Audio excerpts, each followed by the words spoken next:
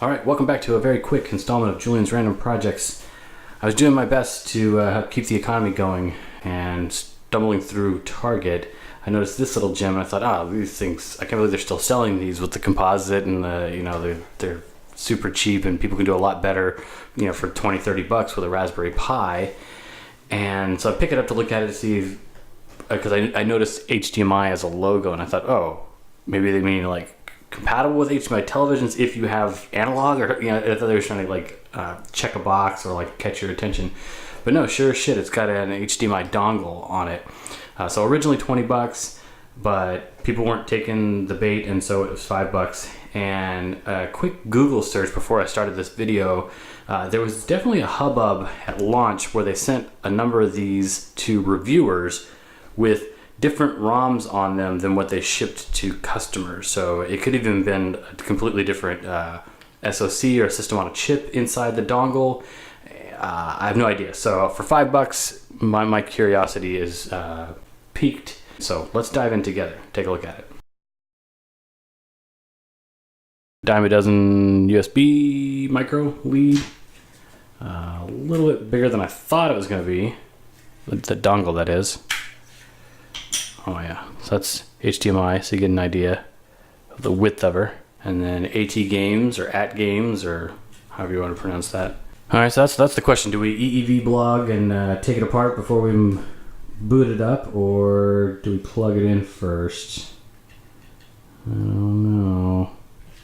All right, not too easily. All right, let's do step one. Let's reposition the camera and get this thing plugged in. We'll see what it does. All right, first impressions, the controller's super lightweight, even with some normal alkaline batteries in there. But turn it on, it worked. I don't know if you can, boops, yeah. Now the game I know really well is Galaga, so let's take a look at that. A little lag there, all right.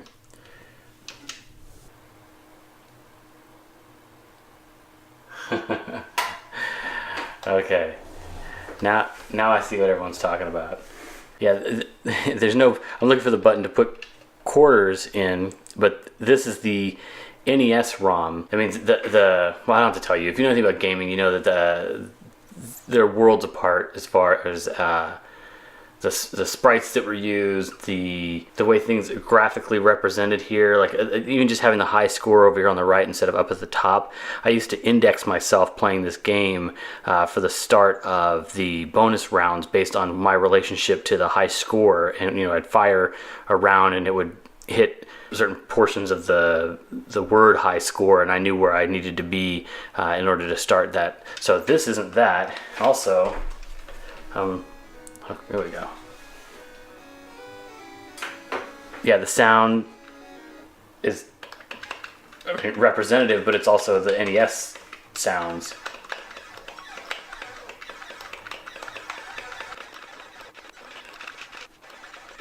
Yes, here. No idea where to be. All right, enough of this. Okay, so you can pause it. Some sort of rewind element. I'm not sure how far back I can go.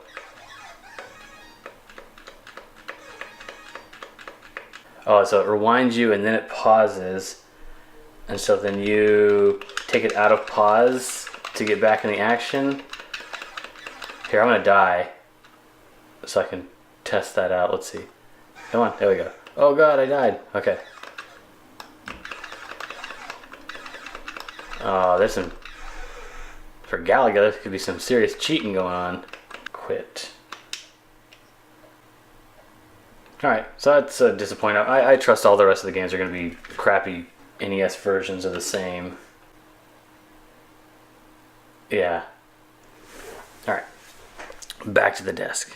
Alright, so my guess is that, I don't know a lot about the HDMI portion of this, but the ability to emulate NES games or Famicom games has been established for a very long time, and the piece parts for that, the SoCs that do that, have been cost reduced down to dirt. I mean, they're not going to get any cheaper in my opinion, but they're plentiful. So that's probably what happened here. They looked at how expensive a modern ARM processor would have been, a la a Raspberry Pi, and maybe even looked at some of the legalities around the likelihood that if they had one of these it would have been hacked, and then they went with the cheaper glob module type thing that's you put the SoC right on the PCB, run some wire bonds to where it needs to go, and you put a little glob of glue down that seals it in place. So that's what I'm guessing we'll find in here. Let's find out.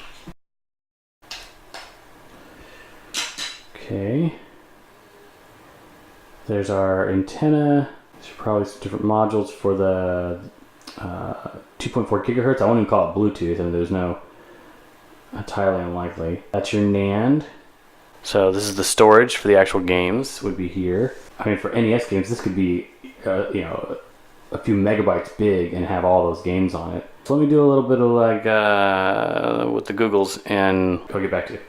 So after consulting the Book of Knowledge, apparently this is a rebranded Allwinner A13, which is just a Cortex A8, like 1 gigahertz plus processor. So, I mean, decent little processor on here. They probably got throttled way down because there's no heat sinks on here. There's nothing to dissipate any of that. And I was right, a T-Soft NAND. Apparently this is like 64 gigabytes, way overkill for something like this.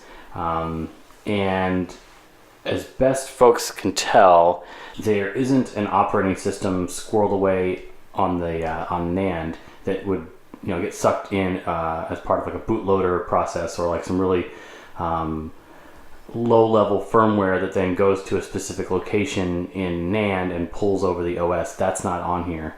I think that's all running in memory, and this is burned memory. So it's just once it boots up, you're right in. There's not much of an operating system to speak of. So thankfully, I only bought this thing for $5. I mean, it is so bad and not representative of what we have on the screen here.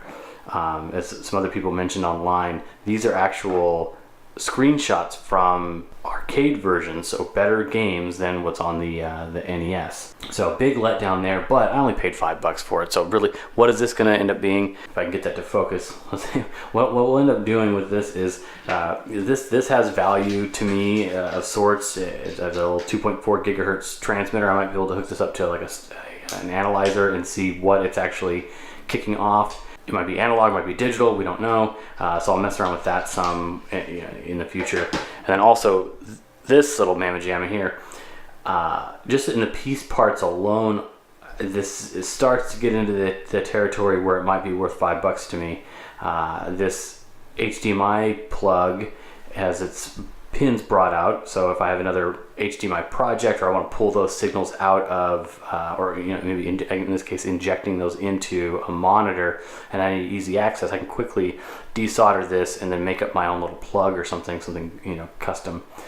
So that's worth about $5 to me. And then I'll do a little bit of probing, again outside the scope of this video, where I advise you not to buy this thing. But with that being said, I'll probably spend a little bit more time looking at this under a microscope and seeing if maybe there's jumpers, maybe there's some way to put it into a recovery mode, or enable flashing. If this is just stock rebranded Allwinner, I've not done a lot of research about the Allwinner processors, except that they're in little cheapy little tablets like these things that you get for like $40 right now. If there's a specific pinout, or there's a way to maybe solder in my own memory, like a blank memory that meets the same pitch here, this might be a fun little project to solder in and make feasible. Now, I'll end up spending more time than it's worth. If you are watching this and you're interested in emulating old arcade games like just the set that are up here, grab yourself a Raspberry Pi and hit up the internet /YouTube. You'll be way more pleased, and you'll be up and running in like 20 minutes. So hope you've enjoyed tagging along. If you enjoy things like this, or digging into piece parts of electronics, reverse engineering things, make sure that you subscribe so you can be notified of future videos that I put out. And thanks for subscribing.